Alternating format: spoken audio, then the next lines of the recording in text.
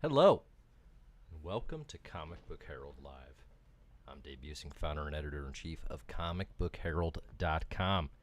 You are listening to Comic Book Herald Live. Today we're going to talk about today's comics, including the release of G.O.D.S. #1 by Jonathan Hickman, Valerio, Schiti, Marta Gracia, and collaborators. People are pouring in live. Come on in. Get your thoughts heard about today's comics. We're going to talk about those. Spoilers may follow for issues that came out today on October 4th, 2023. Mild spoilers, but we will be talking. I don't know if there's much to spoil, honestly. But we're going to talk about comics that came out today, as well as what's good. Again, I'm Dave. You can find all my stuff at Comic Book Herald. You can support CBH by liking, subscribing, sharing, all that fun stuff here on YouTube, as well as patreon.com/Comic Book Herald. So here's the deal. I have COVID. Have it right now. Right this very moment. COVID, you may have heard of it. Little known disease making the rounds again. I am on the back end of it. Love being on the back end of things, and that's where I am right now. So I'm recovering, but I have no idea how far into the stream I may make it. This could be shorter than the streams where Orcus hacks me and I lose all ability to live stream. If you just hear a fit of coughs and the stream dies, I'm probably just done. That may happen today. I don't know. It has been unpleasant. It has been an unpleasant past week. I got it, so I confirmed I had it on Thursday of last week. And that day I was like flexing. Like, look at me. I went for a bike ride. I was doing things. I was like, yeah, I'm gonna get some soup, get some Dayquil and NyQuil. I'm fine. The only reason I even took a test was because we had these extras, from the first go round of the government giving them away. So they were taking up space in the closet. I was like, gotta get these out of here. Let's try it. And it turned out positive. And then that night, things went south. Things went very south. I was out of commission about Friday, Saturday, Sunday, and I'm starting to get back on my feet here this week. So thank you to the well wishes here that are coming in the comments. Appreciate it very much. I am already doing much better. Hopefully that trajectory continues. As you might imagine, it has gone around the household. Everyone is doing is either getting better or starting out relatively mild here in the kiddos. Fingers crossed it stays that way. Not a fun time, though. Not a fun time. I was literally scheduled to get my booster, too, this weekend. And now I guess I am super boosted. The hard way. Did it the hard way. Two upsides to COVID, if you're thinking about it. Two upsides. One, I felt well enough that I could kind of watch TV, and I got to finally catch up on Better Call Saul a bit. I'm very current on all things TV. I got to finally finish the 4th season and start the 5th season of Better Call Saul. So good. So good. My inability to finish that series has nothing to do with the quality of Better Call Saul. Sometimes I make judgments on comics. I say there's no reason for this to exist. I say, why are we doing this? That Better Call Saul, I kind of had that feeling. Why are we doing this? Prequel? The Lawyer? Breaking Bad was perfect. Leave it alone. No, I needed it. Better Call Saul, worth it. I do hope to finish it one day. And then the second upside was I fully lost my sense of smell.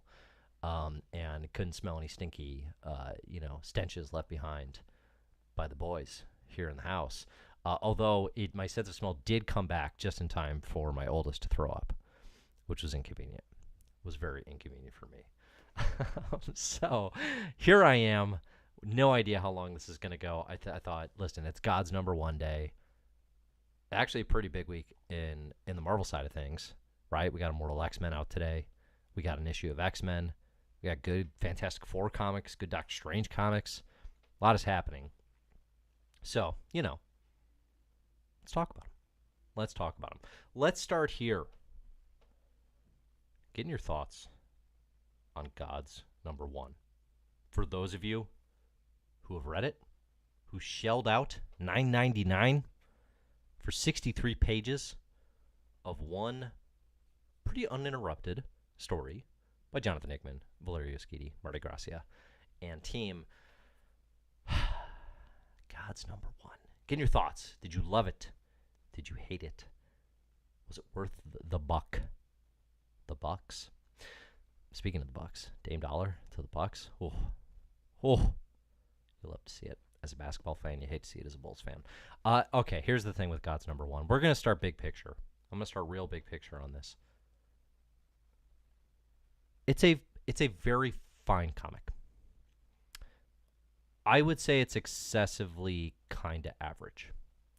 And you have to, I think, shade that with the fact that my expectations or my hopes were sky high. I don't think unreasonably so. I think there's a good reason to have high expectations for what Jonathan Hickman and Marvel have teased as, you know, the book alongside House and Powers that Hickman was most excited to do. It's like this was one of two. He had two great big ideas, and this was one of them. It's not uninteresting. It's not objectively bad or any such nonsense. I definitely want to keep reading. I think a part of my disillusionment with it was on me in the sense that my expectations were high and it wasn't what I expected. Now that is a bad reason not to like something. Right? Because that is a reason to often enjoy something when it can surprise. Things I expected that are not in God's number one. Okay? Things I expected. Data pages. And I don't just mean that stylistically because Hickman has established, okay, that's his thing now. Post Black Monday Murders, post House of X and Powers of 10, post Return to Marvel. Like, oh, it's the data pages guy. I actually kind of love that this is a savvy creator who knows when they're getting pigeonholed, who knows when they're getting made fun of. Not that that's a reason to do something, you know, but who knows when they've become a parody of themselves. And I kind of do appreciate that Hickman would be like, we're not going to do a single data page in these 63 issues. I was genuinely, shocked by that. I think the actual problem and the reason that limited what I kind of expected and what I hoped for from God's number one is the data pages would, in my sort of anticipation of what God's would be, would have been the space where Hickman would have dealt with the cosmic pantheon. So here's criticism number one, or perhaps just thing I missed most. Number one, this book did not actually, 63 pages, $10 opening, coming out of the gates with like a mini graphic novella. Yeah, relatively self-contained story in and of itself. And it did not actually deal with the cosmic pantheon at all. It is still very shrouded in obfuscation, in mystery Hickmanisms. 63 pages, first issue, $10. I wanted a lot more to sink my teeth into. Now, I think one thing that fans often like to say when we're talking about an issue and one of the criticisms or comments is it didn't give me enough or I wish it had delivered more is to wait and see. Right? I always have back and forths with the fandoms preaching eternal patience. You cannot say that here. You cannot say wait and see for a 63-page opening issue that cost $10. Doesn't work. Not allowed. Okay? Don't say it. It's infuriating. There is no wait and see on this one. I think they needed to put some cards down. I think they needed to make a move. What was delivered, what was delivered is fine and fun enough. But again, expectations are sky flipping high. The book that's going to reinvent Jim Starlin's Cosmic Pantheon? Where's that book? This book is kind of delivering a Magic John Constantine for Marvel Comics. It's got a little Doctor Who energy, but mostly it's this new character Wynn as Marvel's Constantine. That wasn't a thing that I expected it to be. That wasn't a thing I thought I necessarily needed. And that's good, because that means that there's a lane and an area where this book can play that isn't quite what I expected, and can surprise me. And that's what I hope for with G.O.D.S. You know, I want to be surprised.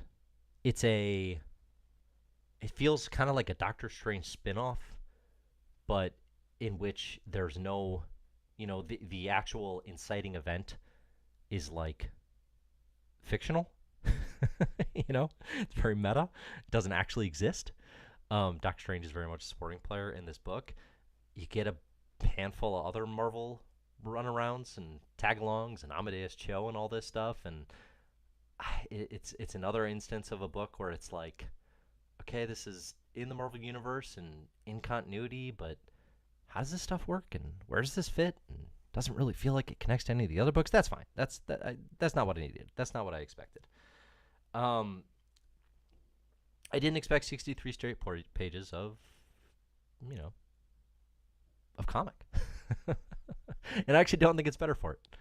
I think Hickman, the reason that worked so well for Hickman in Black Monday Murders is where it really comes to the fore and really becomes something that is utilized to great success, is because when Hickman is feeling a story, those pages are so additive to character, to lore, to environment, to the reading experience, to the pace of everything. And I think, again, they've become sort of a cheap trick in a lot of hands. And a lot of the X-Office doesn't really know what to do with them. They're just like, oh, I have a page of text. Let me tell you a story. And it's like, that is not always warranted. That is not always a fantastic value. Listen, this is not my chief complaint. This is a weird thing to get hung up on. I'm moving slow because my brain is in a fog. But listen, this book did not disappoint me exclusively because there's no data pages. That's an insane thing to say. But I think what it is emblematic of is the broader thing for me, which is, where's the Cosmic Pantheon book that we were talking about? That still hasn't started yet, and this was $9.99 and 63 pages. Okay, it's talking a big game, and I think I've seen, again, the fandom of Eternal Patience saying like, oh, let's just see where it's going. You can't have it both ways if you're Marvel and you're Hickman. You can't treat it of the Hickman tax and have this be your most expensive, prestigious comic, and out of the other side of your mouth be saying, oh, let's just let a fun story play out, see what happens. Like, you have to meet that expectation. You have to meet those standards of prestige material. To me, it did not feel like God's number one got there. I mean, I'm glad folks enjoyed it if they did. And again, like, it's not like I had a bad time reading this. There are things I didn't like quite a bit, like on a structural level, on a craft level. I mean, I don't think this is Valerio Schiti's best work. I think they were better on Judgment Day. I think they are doing kind of a Pepe Larraz imitation with Marty Gracia pulling them on, kind of halfway through. Kind of Pepe Larraz by way of Stuart Immonen. He very much evokes the grand, big summer Marvel event, which is a thing that obviously when Schiti was doing Judgment Day, that worked. With G.O.D.S, you kind of want it to feel a little more idiosyncratic. I kind of want it to feel a little closer to a creator-owned book as opposed to tentpole Marvel. I think I'm seeing here from nobody except me. I'm definitely loving the character designs. The characters are cool. Definitely. I think the best thing that comes out of Gods. Let's start there. We can't start there, but let's go there. The best thing that comes out of Gods is yes, new characters, new ideas, fresh vision. I think the worst thing that can happen with Gods doing poorly, if it does, and I'd be surprised if it didn't, frankly. Again, not even a comment on quality so much as just like kind of the backdrop of like pricing new readers out of the market for new characters, as to me just a really bad decision. I don't get it. I think it's going to turn off a lot of retailers. Besides the point, the biggest downside to it doing poorly is Marvel looking at that and saying, well, we took a swing on a new idea and new characters, and that did badly, so let's just like triple down now on conservative nostalgia. You know, which is already this administration's go-to. That's the worst thing that can happen. I mean, the reason I'm rooting for God's #1 for this series the most is, one, because I want a good comic and I just want to enjoy it, but two, because it advocates for forward thinking and for potential progress, new ideas, new concepts, new characters.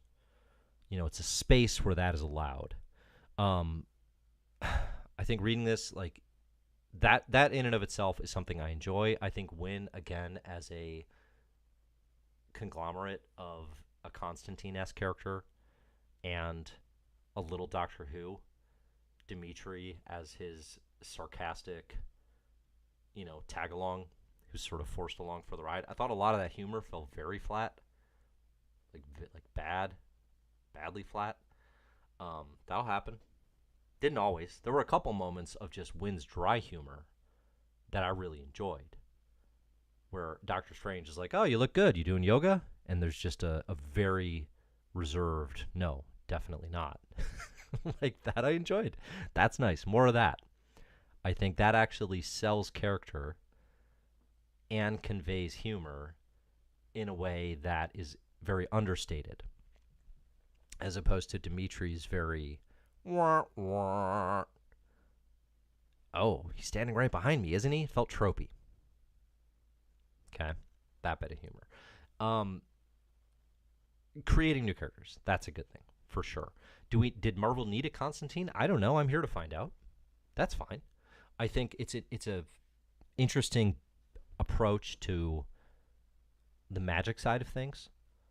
I think it'll be interesting to see as this progresses. It's, teased for 8 issues. I'd be a little surprised if it went longer, frankly.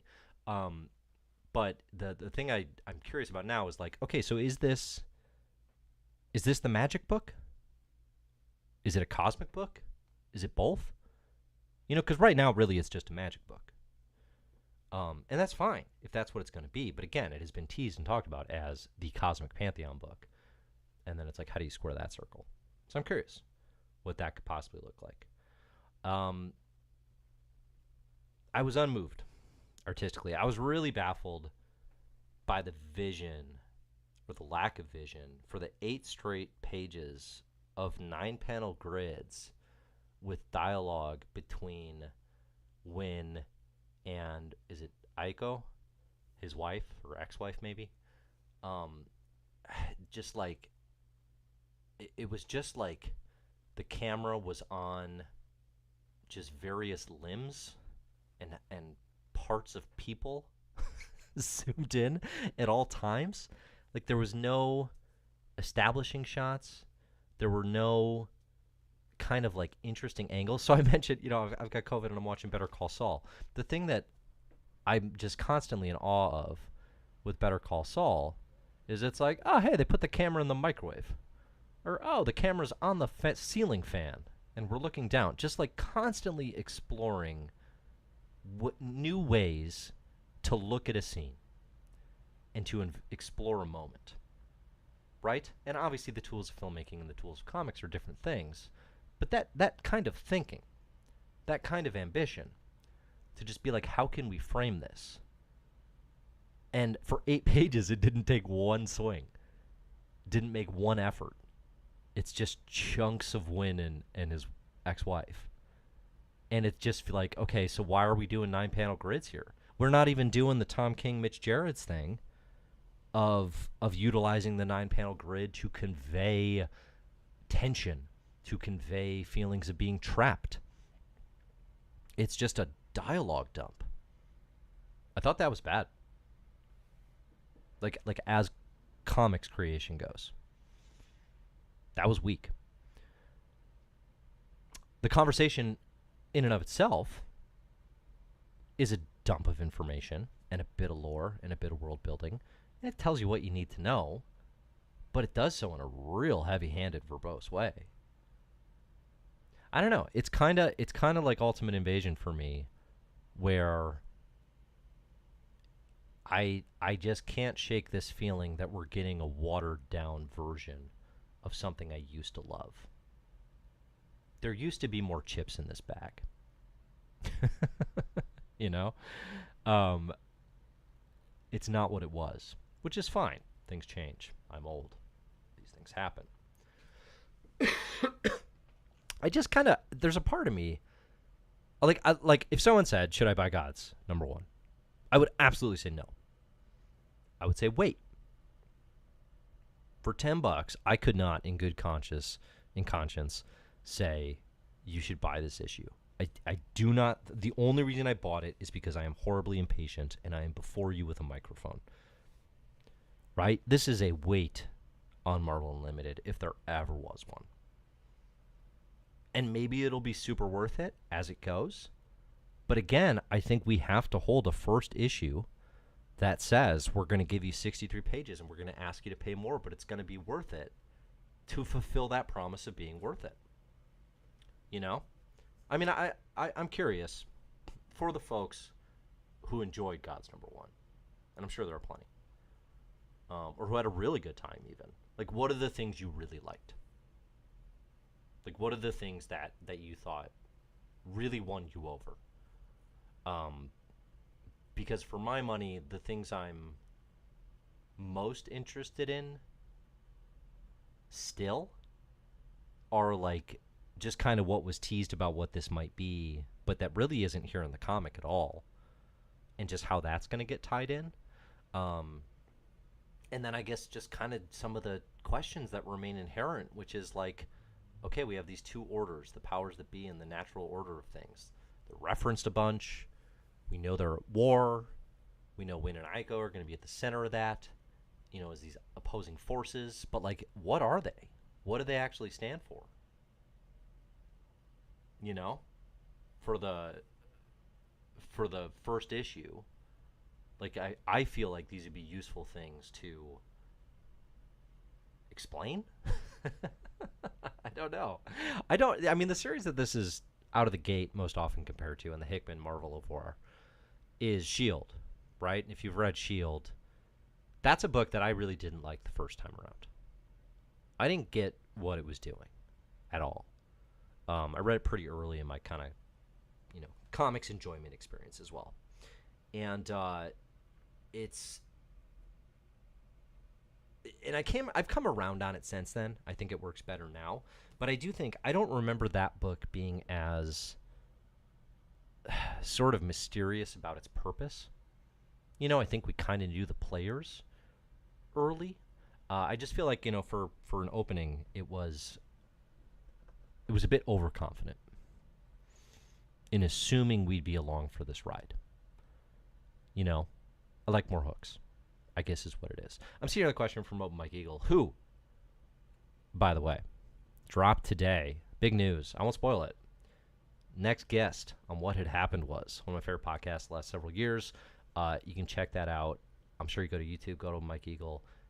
You can find the drop of who the new guest is going to be on What Had Happened was. Previous guests include Prince Paul, had LP from Run the Jewels, and then the last season with Dante Ross. I won't spoil who it is. It's super exciting. Check that out. Oh, Mike Eagle says, is the price the biggest factor? Would you still have been so out if it was $6.99? I'm trying to. It's a good question. I'd probably feel differently if it was, because I think the thing about the price and Marvel, in my view, really gouging readers. Like they're really taking advantage of their most loyal fan base, I think. And I don't think it. If you're gonna, I think if you're gonna, I was thinking about this too. Like, so I would buy like a DC Black Label book, like Catwoman Lonely City, for I mean what, $8.99, $9.99 a pop, knowing I'm gonna get Cliff Chang writing, drawing, coloring, lettering, the whole thing. A lot of confidence that I'm gonna enjoy that, and I would buy that first issue, and I would not think twice about it. And I was trying to articulate earlier today, like, well, why is that?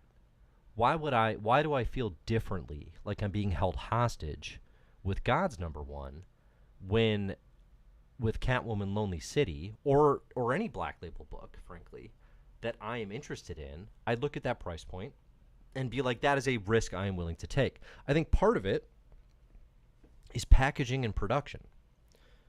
Black Label and DC make a pretty genuine effort, it seems to me, to say, okay, if we're asking you to pay more, we are going to sell you something that feels more.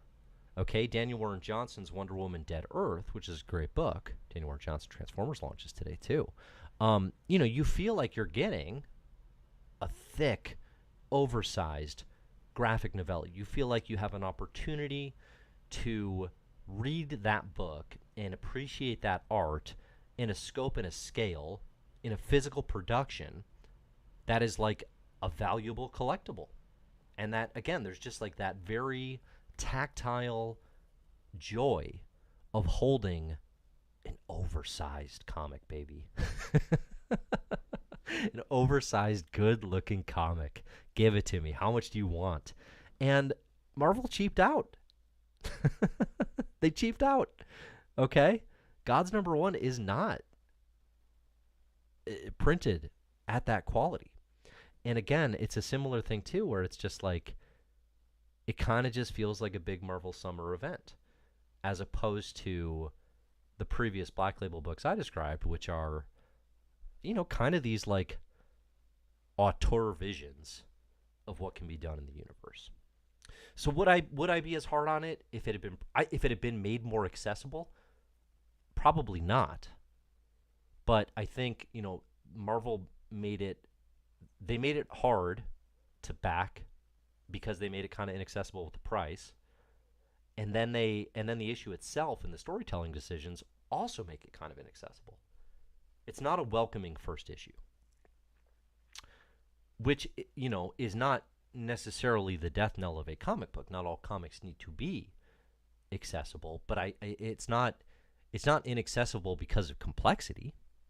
It's not inaccessible because, there are these giant ideas swimming around and it's going to take me a few tries to get them, right? Or because there's an idiosyncratic vision and I need to get on this comic's wavelength. It's inaccessible because it's withholding and it's expensive. Those are bad reasons, to me, to be that inaccessible. So I can't totally shake it from my mind, but I'm trying to not overthink about the price of it. Because, again, like, it is the thing where if you break it down and you're like, yeah, that's approximately 3 issues, basically you just got 3 issues at once. But, like, here's the thing about that.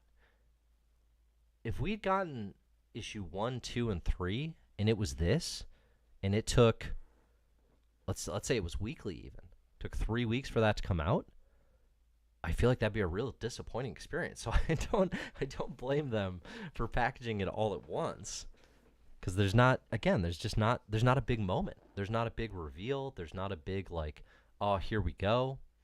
Anyway, it does make a difference, but I'm trying not to overthink the price point, because I think it's kind of boring, and it's kind of,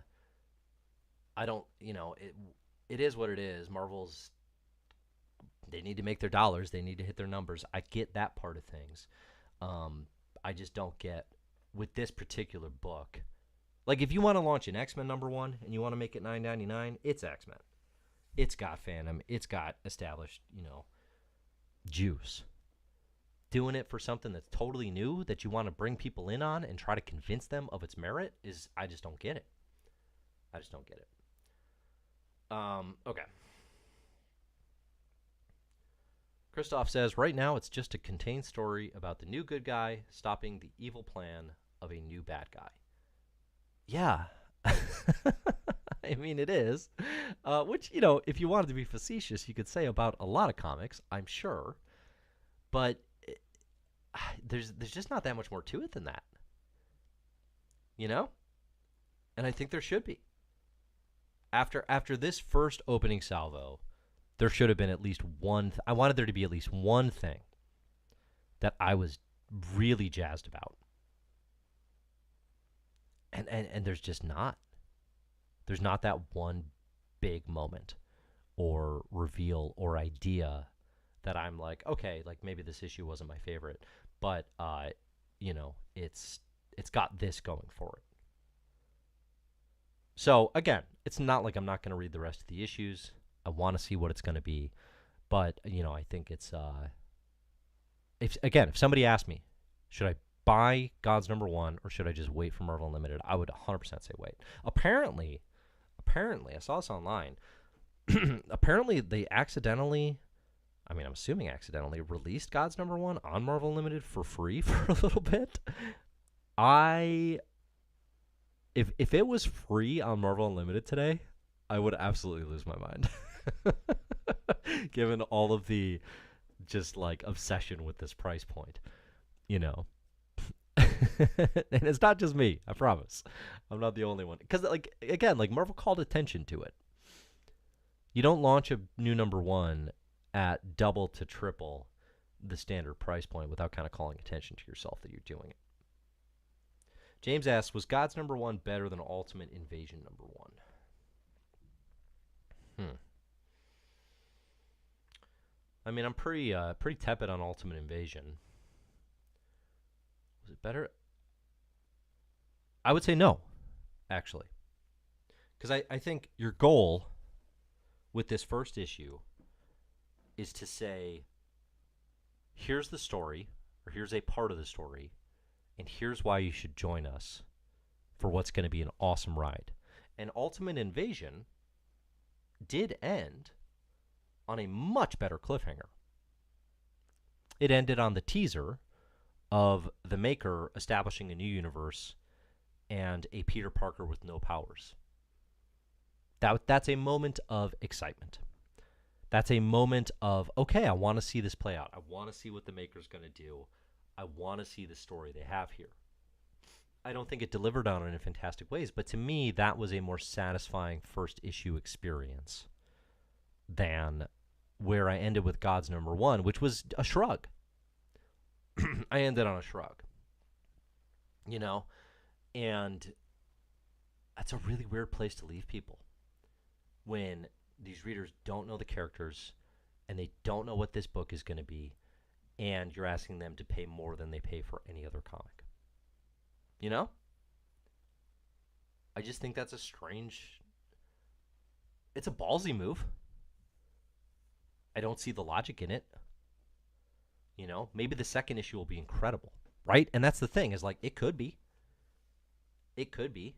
But I think too, I don't know, this is controversial, but I think we need to come to terms with the fact that Hickman is literally running a comics publisher that has his attention and interest. It is through Substack, and it is called 3 Moons, 3 Worlds, or 3 Worlds, 3 Moons. That's where his attention and interest are. And I think his best Marvel days are behind him. And some folks bristle at this because I think there's still a perception that Hickman can, come save Marvel, right? Like, he saved X-Men, and he's going to do it for Cosmic now, and he's going to do it for the Ultimate Universe. There are still these tremendous, I think, fandom hopes and expectations for this creator as the fixer of Marvel, right? And that whatever they touch turns to gold. And I think, I'm not saying the creator doesn't have juice. I'm not saying the creator doesn't have skill. I don't believe that. But what I'm saying is, I think the best is behind us. And when I'm talking about the best, I'm talking about literally my favorite thing that ever happened in Marvel. My favorite run from 2008 through Secret Wars. And then throw in House and Powers. And even the X-Men stuff, which is uneven but had gravity. had weight to it. I miss that. I think, I think realistically, it's kind of preposterous that a fandom expects someone to be able to put all of their kind of heart and energy and creativity into a straight up new comics publisher with three worlds, three moons, and then to also come in to Marvel and have these giant ideas. That's some unprecedented comic stuff. Individuals can't really do that. You have stretches, yes, where individual freelancers can be writing a good licensed work and a good creator-owned work. But generally speaking, top-tier creators, at least in the American comic scene, they kind of step away from the licensed stuff when their creator-owned stuff is at its hottest. Or that comes first, and then they do license, right? Like, it's happening all at the same time is kind of just a preposterous thing to expect. It's a nice idea, and I think it all kind of ties back to like the outrage and the surprise when Hickman was like, "Oh, I'm not doing X-Men anymore," and people were like, "Oh, I thought he was gonna be doing this for 5 years," and all that stuff.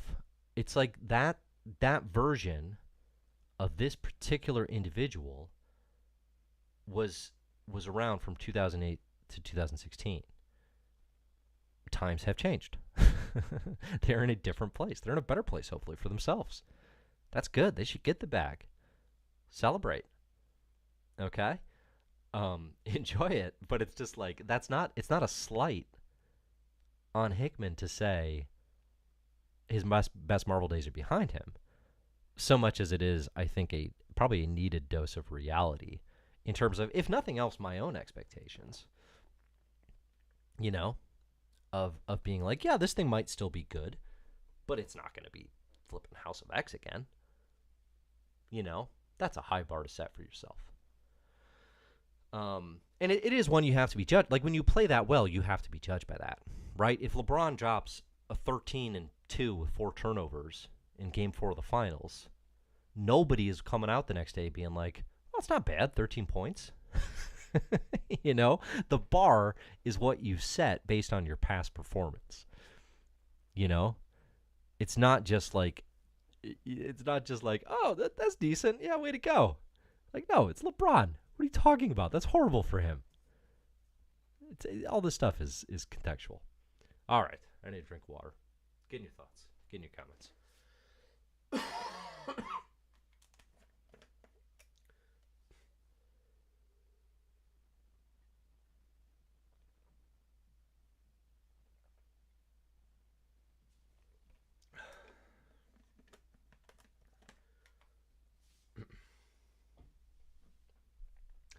Let's see, what do we got here? James says, in a post-Hoxpox world, I feel like Hickman's Marvel job now is more to set interesting tables for newer, younger voices to serve wonderful meals at. I mean, that kind of feels right. And that was kind of alluded to, if not outright stated, I think, when Hickman left X-Men in that interview. I think it was with Christian Holub on EW, and it was basically like, I'm not here to write ongoing comics anymore. I'm paraphrasing, but it's like kind of like I'm here to do what I did with X-Men, which is like, yeah, set the table with something new. And I think that's fine with me. I think that's what I want G.O.D.S to be. I want it to be 8 issues that sets the table for the coolest damn cosmic ideas you've ever seen. But that first issue did not sell me on that. I don't know how we get there from here. Which is not my job to know. That's fine. I don't need to know all of that after the first issue. But I don't feel hardly any closer, which is a weird thing to say when there's 63 pages of comics. Like, shouldn't I feel a little closer to how and why I'm sold on G.O.D.S after 63 pages? I don't. Yeah. Tim Wigert asks, any creator-owned Hickman stuff that you're excited about? I don't know anything about that side of his work. Well, I mean, that's the thing about this era for this creator is the creator-owned stuff is entirely Three Worlds, Three Moons. And it's a weird one because it's this, Substack experiment. The actual like comics releases are they're doing so much world building and it's also sprawling that it's and there's the Valors, which is like an actual like series, but there's so many ideas bouncing off the wall all the time. There's not like a particularly linear path to saying like, oh yeah, you read this comic, like you think superhero continuity is messy, like right now, like Three Worlds, Three Moons continuity is just like it's like that data page of Ultimate Invasion with all the worlds, it just scatter dots everywhere, and it's like, what the hell do I even read here? They haven't even released a second like book of that stuff, and I was kind of waiting for the print stuff. So I think there's really interesting stuff happening there. It's just it's really taken a long time to coalesce. I mean, the creator-owned stuff of Hickman's that I love the most historically, I think Black Monday Murders might actually be my favorite thing he's ever done with Tom Coker, but it never finished. So probably East of West. If the story has to have finished, then East of West is my favorite. And then you could go Pax Romana, Manhattan Projects. I mean, Black Monday Murders is so damn good, even without finishing. I mean, I still have it like inside my top 60 of all time. But yeah, I mean, I don't, it's tricky because somebody's like, should I, how fast should I dive into Three Worlds, Three Moons, or whatever? It's a cool experiment, it really is. But as it stands, I'm still not even clear myself. Like, okay, like what's like the physical, actual comics that that I can hand to somebody and be like, oh, you should read this. It's a weird place, for sure. Let's see.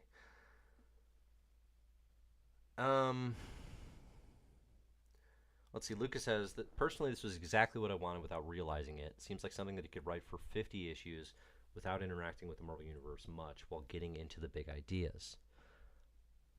I think the expectation that this goes in Hickman's name beyond 8 issues, I would just, temper that. I don't think that's going to happen. I think as far as setting the stage for someone else to take it over, that could happen and could be interesting.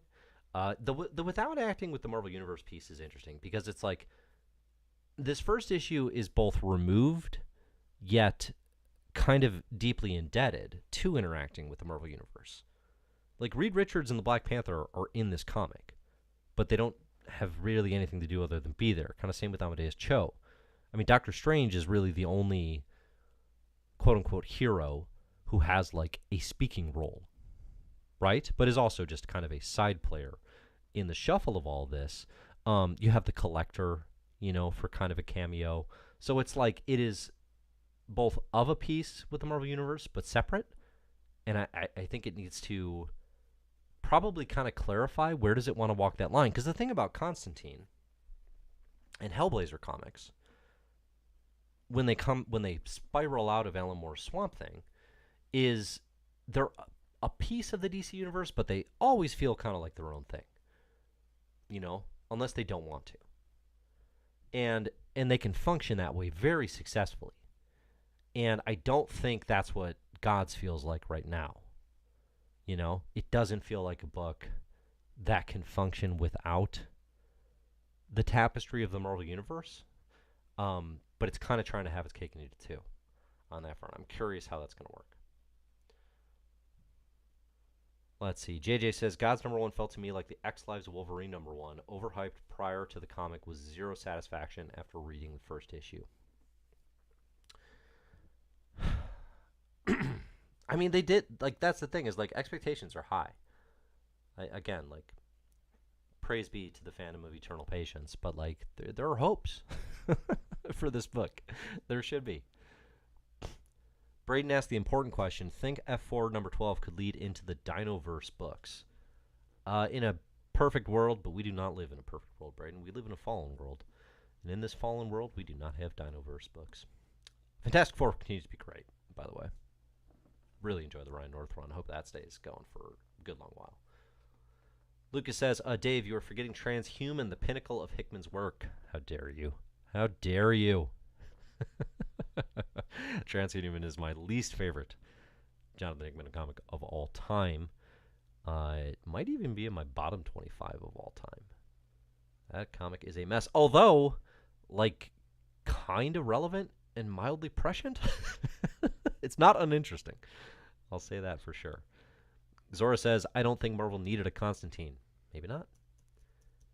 Maybe not. Oh, Jordan says, Jerry Duggan on God's number 9. Jordan. Put these things in the world. Animals. Okay. I think that's probably about all there is to be said about God's number 1. Again, it's one of those things where it's like, I feel guilty that I don't like this as much as I do. Or as I wanted to. Right? Like, I feel like I've fallen short in fandom in that this book is not special. The first issue, at least. You know? I think every piece of it is kind of not... It's like everybody's kind of like C+, B- work. And that's a bummer. Because I really wanted this to be good. I've been saying it's going to be good. I had pretty high hopes. Pretty high dreams. It could still get there. You know, and again, it's one of those things, too. I always say this, but like in the grand scheme of this, if the next 7 issues are flipping awesome, nobody's going to care that this comic was more expensive than the typical comic when it came out, this first issue, for the price point, and that the packaging wasn't great. They're going to read it on Marvel Unlimited later and go, oh, God, it's one of the best of all time. Nobody's going to care. You know? So, I have to acknowledge that. Lucas points out, in a similar way to how Sandman's first issues had references to the DC universe. Yeah, which is always weird. You know, there was... I mean, that's part of the expectations, though, is like, there was also that pull quote of like, oh, I think we're going to try to do Sandman for the DC universe. Or for Marvel. Please, someone who has read Sandman, tell me how God's number 1 gives you those vibes. Like, if you're going to talk a big game, deliver. This book does not. On that level. Sandman? Get out of town, Gods. Get out of town, you stinky clown. As I say to my kids. Come on. Ain't there. It ain't there. All right. Let's see. Cousin Marcus says, I feel you 100%. I was waiting for a wham moment, and it never came. I mean, that's what I live for with comics. And speaking of comics that do that, Immortal X-Men number 16. Talk about another comic that came out today that did what I'm looking for with these escapist little flights of fancy. Immortal X-Men number 16 is great. Kieran Gillen's been cooking for 16 issues with Lucas Wernick. Apparently this was Lucas Wernick's last issue on Immortal X-Men, which is too bad because Wernick's been doing great work. Immortal X-Men is a great X-Men run. Good mysteries all around. It is playing with whatever hand it is dealt here, the Fall of X, and finding ways to make the Fall of X interesting. I'm so in on where this book wants to go. The mysteries, the reveals today, couple wham moments, I would say, as you put it. I like that. Man, it's good. It's good. Love me some Immortal X-Men. Okay, we had 2 big reveals in Immortal X-Men today, or 2 big potential reveals. Get in your thoughts. Get in your comments on Immortal X-Men right now, and I'll address them as I go. Mild spoilers, okay? If you don't want to be spoiled for Immortal, run away. Go get a snack. Come back. Apparently, mutants who are lost in the desert, and Mother Righteous is helping find the 5, and they're bringing back resurrection by using Scarlet Witch magic waiting room, apparently. And there's still a mysterious apocalypse in this desert. There are Logans popping up. There's all sorts of just weird stuff happening in this. Where are they? Are they dead? Or are they in the multiverse? It would seem they are, if I read this correctly, they're in the White Hot Room? Is that right? Did I hear that right? Now, the White Hot Room, which Hope Summers says today, what is the White Hot Room? Which is a thing she should know, because the White Hot Room is tied historically to the Phoenix. I think it actually originates... Grant Morrison used it a bit in their new X-Men. I think it might originate in a Claremont-written classic X-Men. There's a really good issue... I'm thinking this is where it comes from. There's a really good issue of classic X-Men where Jean has a full-fledged conversation with the Phoenix, kind of set during the time when the Phoenix first possessed her, when she was dying, trying to pilot that plane for the X-Men in the original Phoenix saga. And classic X-Men revisits that from a new standpoint. It has this conversation where she's burning alive and having this conversation with the Phoenix. And the White Hot Room is basically just a safe space that the Phoenix creates. That is, quite literally a big white room where they can have these conversations out of mind. I think it might be related. I don't want to go into the whole White Hot Room history because I'll probably get something wrong. But the point is, it's kind of a mystical location related to the Phoenix in X-Men lore. How all of mutant kind and the X-Men would be there? Well, who was dying while all this was happening? And who has the plan that she's orchestrating while she's dying? It's Jean Grey, right? So could Jean have somehow orchestrated sending everyone to the Phoenix's White Hot Room? That's kind of fascinating, I think. But I think that's what Kieran is telling us. Bill says, where is the Phoenix Core? That's what we need to know. Nobody talks about the Phoenix Core, which is an idea that Grant Morrison and Mark Silvestri dropped in Here Comes Tomorrow, the very final arc of their new X-Men run. Nobody ever talks about the Phoenix Core. 100 points to Bill today. Well done for referencing the Phoenix Core. Where are they? If they're in the White Hot Room, that's a great question. We got, again, Mother Righteous still just pulling everyone's strings. What exactly is she doing? We don't know. I'm interested. I definitely want to know more. And then the big reveal at the end of this is Charlie Ballgame trapped alone on his island. He's fighting Shaw. Sebastian Shaw's got a Hellfire War Machine armor. Celine's there fighting. Professor X schemes to get Sebastian to leave him alone by telling him, hey, I'll help you take back the Hellfire Club from Big Willie. Here's some passwords you can use. Have at it. Go forth, young son. And they leave, and then Professor X goes back to his room, and smeared in blood, or seems like blood, on his mirror is, please don't kill yourself, with a red diamond. Now, I initially read this as Professor X is still possessed by Mr. Sinister, because the last time we saw Charlie Ballgame looking in a mirror with a red diamond on his head, it was a reveal that he was possessed by Sinister. I think actually that is paint, and that actually here what this is revealing is that the original Mr. Sinister, who has been held captive in the pits of Krakoa, may have escaped. I think that's what happened there. I think he's out. And Charlie Ballgame is just realizing this now. Is everyone out of the pit? I mean, why not? Why not? Krakoa has fallen. Who's supposed to be keeping them there? We do still have the mystery of Krakoa itself hiding Doug, for example.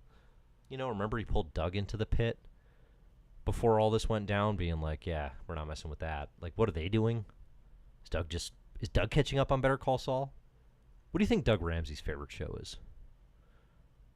The Mentalist? big Mentalist guy, maybe? I bet Doug has seen all of Suits. I bet Doug has watched all of Suits. He's got to enjoy just a simple, casual watch. When your brain's working like that all day, and you're breaking down languages, there's no way he wants tremendous complexity in his television. I don't think. Gosh, he loves The Mentalist. Can't pull him away. Can't hardly pull him away, and that's why we don't see Doug these days.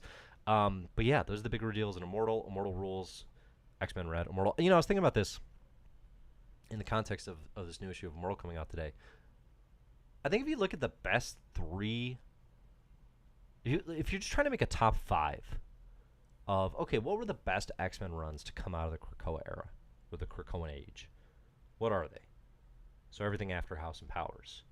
I'd say number one is the Al Ewing saga, so Sword and X-Men Red. Number 2, Hellions. Number 3, is it Immortal X-Men? Number 4, the Hickman X-Men run. And then, oh no, Sabretooth, number 4. And then number 5, the Hickman X-Men run. I think those are my top 5.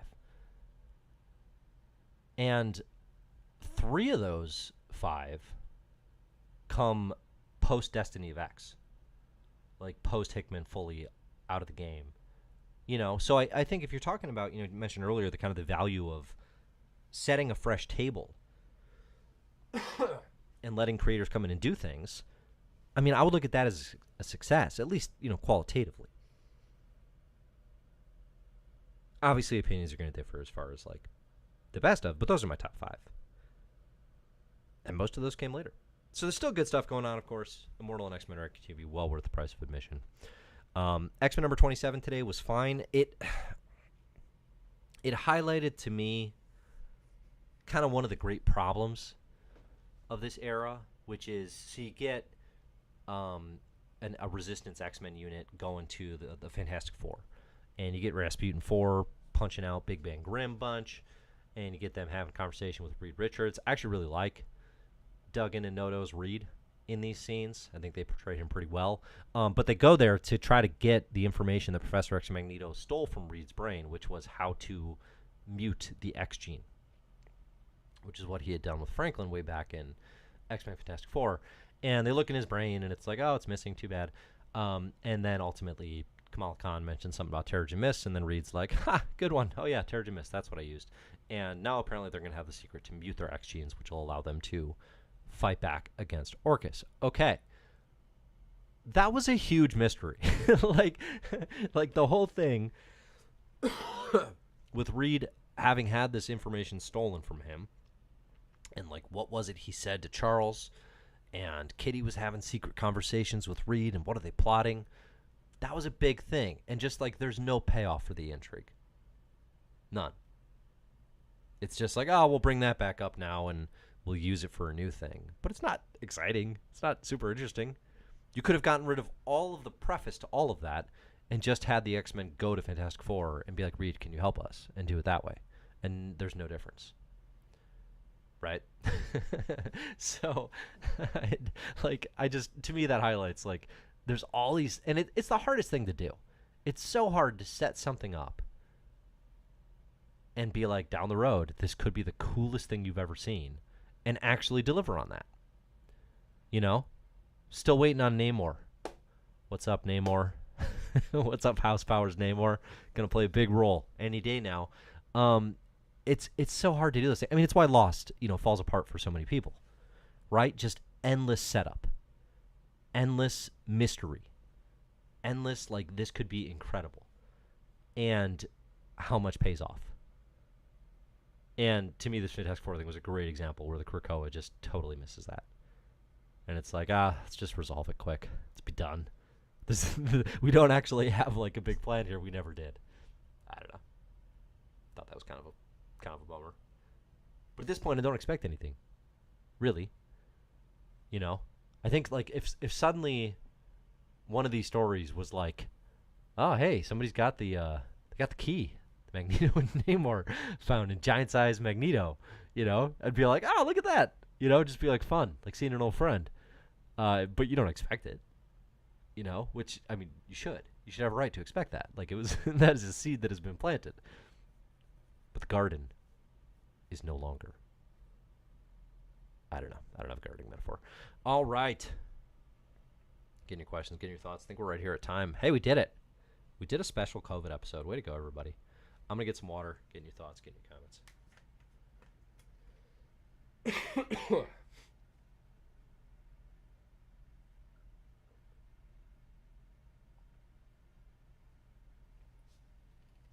Also, I mean, it's not the main thing, but the Terrigen Clouds was, like, killing mutants during Inhumans vs. X-Men. So for Reed just to be like, oh, yeah, I experimented on my son with that. Insane. in mad scientist stuff. Bonkadoodles. Okay. Cousin Marcus says, can we blame Hickman for every writer thinking they can set stuff up for long-term payoff? I mean, maybe. Probably a little bit. I do think that is an ethos. Like, if you're going to look at Hickman as the sort of the co-EIC, sort of the co-head of X, from the early days, I do think there's a pretty genuine ethos of play the long game. And I think that comes from the Hickman school of Marvel Comics, which he's had tremendous success with. But I think, we definitely have found through this era that, like, the team he assembled was not all equipped to do that. Not everybody can pull that off in quite the same way. So, I like fully blame. No, it's a little ridiculous, but like I don't think it's unfounded, honestly. James says, "Is my understanding correct that the giant-sized books were basically supposed to tell a whole different story, but they pivoted and still did the giant-sized books?" Yeah, I remember. I mean, kind of, sort of. I remember Hickman did an interview with J. Miles. It's a really good interview on J. Miles Explaining the X-Men, where he said, like, initially it was going to be Storm, I think, being pregnant with T'Challa's daughter, and then things would have gone from there, and Marvel editorial nixed that. So they did some different stuff instead. It's kind of impossible to say what exactly would have stayed, what wouldn't. But either way, I mean, they set up a bunch of mysteries that I don't think any... I guess the Children of the Vaults are back in the picture, but, like, everything else is just, like, absolutely undealt with. Cousin Mark says, what are your most disappointing projects from Pantheon-level creators? That's a really good question. Jack Kirby's Black Panther is a go-to. Jack Kirby is the king, unimpeachable king, but his Black Panther is terrible. You could not make me try to read that again. Folks will defend it, because if there's one thing Jack Kirby doesn't get, it is enough credit. So it's weird to come in and be like, he was bad at a thing. But yeah, Jack Kirby's Black Panther is terrible. What else? Pantheon level creators. I generally like Jason Aaron's stuff. I hate Thanos Rising. That's the 2013 Thanos Origin. That's one of my least favorite comics of all time. Scott Snyder and Greg Capullo. Love their Batman. Love DC Metal. Hated Death Metal. Death Metal is a big mess. Big ol' mess. That's on the bottom rung of my list. And what else? Well, I might have to go back to this one. Rick Remender I love a lot of his creator-owned stuff. The Last Days of American Crime. I remember leaving just like a foul taste in my mouth. And I've got it ranked super low. And it's one of those books that I look at and I'm like, I think people really like that book. And I generally like Remender's stuff. I like Greg Takini. I don't remember exactly why I dislike that book so much. So I might have to go back to that one. But that's definitely up there as well. Okay. What do we got? Any final thoughts? Any final questions? Just seeing confirmation that Death Metal was a disappointment. All right. Thanks, everybody, for listening. As always, hopefully next week I will be less riddled with COVID, and we can talk about any comics that might be good. Oh, speaking of, won't make a big thing of it, but my recommendations for comics that are good this week. Okay, two super obvious recommendations, but I've been reading more Berserk. Kentaro Miura is flippin' incredible. And I read volumes, I think, 9 through 14, so I finally finished the original, I guess, Griffin saga. What a book. Holy cow, Berserk is insane. It's going to be a top 100 book for me, for sure, if not much higher. And the other one is another incredibly popular manga that you don't need me to tell you about, but it is Chainsaw Man. been catching up on Chainsaw Man. Read volumes, I think, 7 through 9. Every American, no, it doesn't mean American. Every editor of superhero comics or action comics should have a note above their computer that says, what would Chainsaw Man do? And then try to embody that energy and the idiosyncratic vision that Fujimoto brings to Chainsaw Man. It's not a flawless series. I don't think it's like the best comic of all time, but it is endlessly readable. There are moments of just pure joy. I have so much fun reading these volumes. Chainsaw Man, I think it's actually it might be the first manga that I ever like catch up on. That and Kaguya-sama, I think are going to be like my I am caught up on these mangas moments. So those are my two very obvious recommendations. I'm going to go read Transformers #1 by Daniel Warren Johnson. Looking forward to that. You all have a good night. Thanks for listening. Enjoy the comics.